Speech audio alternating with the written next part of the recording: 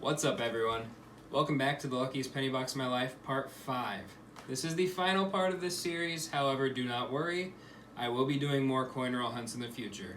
I plan for sure to do pennies, nickels, quarters, and halves, and I'm hoping to do dimes as well.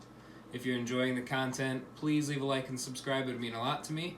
Let's get to this last 10 rolls and see what we can get.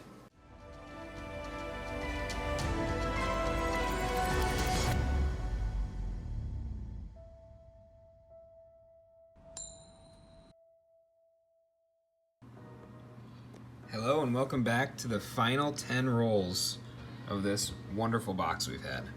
None of these ones show enders. I believe this is the first row not to have any. If you look here, that's what we've gotten so far. 70 wheat cents in the first 40. Got my microscope set up. Ready to look through some coins. Let's see what we find. Let's start with roll number 1. Just flattened out the first roll, and I noticed a color difference here. And if you look close, it's the wheat ears. There's a couple back here that might be as well. We're gonna have our first wheat cent. It's a 1957 Denver. Let me look here real quick to see. Yep, there's more wheat ears here. And there might be right behind it, a couple of coins back. 1955 Denver. Let me check this one real quick. It is another that's a 1953 Denver. I thought I said 5. Give a quick look back here. This one has to be. I'm gonna look at the back side. I'm not even gonna look at the front. Yep. 1924. That explains why it was so easy to tell from that much of the coin that it had to be. So a good roll to start off with 4 wheat pennies. Let's keep going. And roll number 2 of this hunt, roll number 42 overall. Got our first wheat cent of this roll. It's 1958 Denver. Okay, so I've just found this 1969D. I put it under the scope here. This one is supposed to have a no FG variant. You can see the outline of the G, you can't see any F. You can kind of see right there the upward slope of the G, and then you can see the top line of the G, but you can't see the whole thing, and you can't see the F. It's not all that worn, so I don't think it's purely wear. I mean, it's in decent shape, but the FGs, you can just see a tiny bit of that G. I don't know if this one's grease error, and it could be like earlier on, or I don't know if it's worn dye, but it's definitely a very, very faint FG considering the condition that this one's in. So I'm gonna hold on to that, and it could be, could not be. Even if it is, it's probably only $2 to $5 coin. It's not in great shape, but we'll hold on to it and find out. All right, we are on roll number 4. We have our first wheatie here. 1954 Philadelphia. Just flattened out roll number 7, and as the first coin fell off the front, got some wheat ears here. Let's see what we've got. 1956 Philadelphia. Looks like there might be a couple. Yep, there's some wheat ears. There's gonna be 3 in a row here, it looks like. 1944 Philly.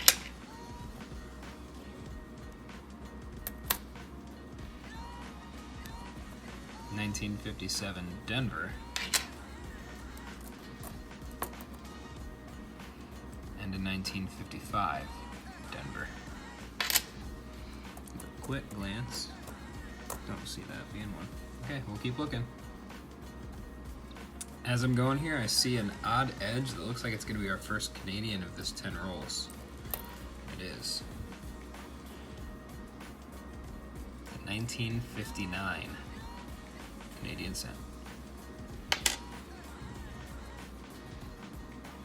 On roll number 8 here, and this one's going to do the same thing again. As this first coin starts to fall off, you see the wheat ears. one's going to be a 1957 Denver. And possibly, yep. This one's going to be a 1957 Denver as well. Keep looking. We're still on roll number 8 here. We're going to have wheat cent number 13 of this hunt. 1948 San Francisco. Always happy to find San Francisco. I got this one back here. I don't think it's a wheat, but it's an older one. I can tell by the strike on it. Yeah, 81. Just shining. It does have some damage to it, but the shiny part I saw up there, you could tell by the way Liberty looked, it looked a little older. Alright, we are on our second to last roll. This is roll number 9, roll number 49 for the box. I could just see, where were they? Oh, they're right here. I could just see some wheat ears poke out when I flattened it, and actually it looks like a couple coins back here we're going to have another. Let's see if I can get this out.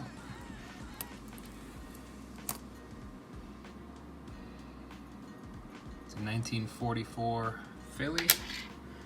And where's, yep. Ooh, this one looks old.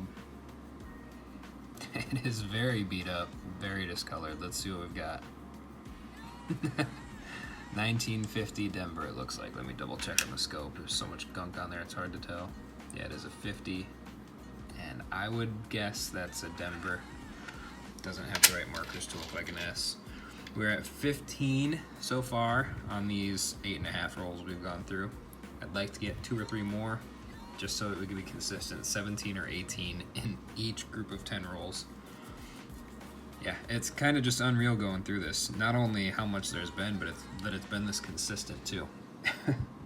So I'm gonna keep looking. I'll bring you back if we find something. All right, we're getting toward the back of the 10th roll. I don't think we're gonna make it, but we do have one more here. 1953 Denver. That is our 16th. Let's give a quick look. That is gonna be it. So I'll get a wrap up for this one, and then I'll give a full wrap up of all 50 rolls, which it's gonna take a little work to set that up. All right, here's our wrap up for part 5 of this first box. They're gonna be in 12 wheat cents from the 50s, 3 from the 40s, and this 1924. 1 Canadian, 2 2009s, and then I'm kind of torn on these 1969Ds. If you look at this, there's FG. I don't see one there. I don't see, you can faintly see it there. What I'm gonna do is I'm gonna kind of get this set up to show you guys a little better. Okay, so here's the one that was on top of that 3 stack. You can see the G on here pretty clearly. So I'm gonna say that one's not. This one here is very, very faint. Let me full screen this, see it a little bigger. It's very faint G. If we change the brightness on it, it's still very hard to see. So that one might be. This is the one I was using as the example, I think. Yep. So that's very strong FG.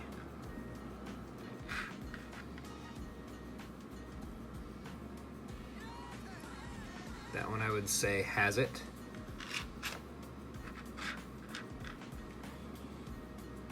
That one definitely has it strong. Sorry. Trying to work the camera and do it at the same time, and this one's very faint. It is sort of there. Come on. Sorry, I'm struggling. First time using the microscope and camera at the same time. So this is that very first one I had that looked really faint, but it's not nearly as faint as this one.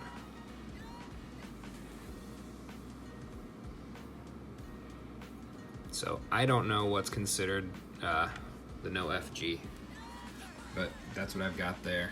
I got all the rest of the wheat cents out here. I'm gonna get them stacked up to show you the final overall what we had with breakdown in just a second. All right, here's our wrap up of the entire box. This is the 5 separate hunts we did. 86 wheat pennies in this box. That's kind of insane. A lot in 58, 57. The mid 40s are really well represented, including this one that's just probably the nicest looking one that we have. I'm not sure if it's been cleaned or not. I don't see any marks, but at the same time, it just doesn't quite look right. The back does. The back looks great. The front looks a little off, so I don't know. Really nothing too special. A couple relatively lower minted, but nothing in key date or even semi-key date. It's 1919. I love the look of this one. So between that and the fact that it's the oldest one we got, I'm really happy about that one. A few in the 20s, 1, 2, 3, 4, 5, 6 in the 20s, and a few in the 30s as well. Got like 4 Canadians, one of them from 1959, nothing too special, and I think there were 9 2009 pennies. I have these 3 1969Ds I need to look into a little more closely.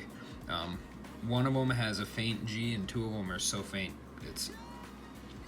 I don't know if it's there or if it's not, or whether it was a weak dye or grease stain or whatever it was that made it what it is. So I need to look into those a little more, do a little more research. But 86 wheat cents in this box is just insane. I don't expect to come near that anytime soon, but it's also my first time getting a box from the bank that I did, so you never know. I'll give them a try, probably next week sometime, get another box and do it all again.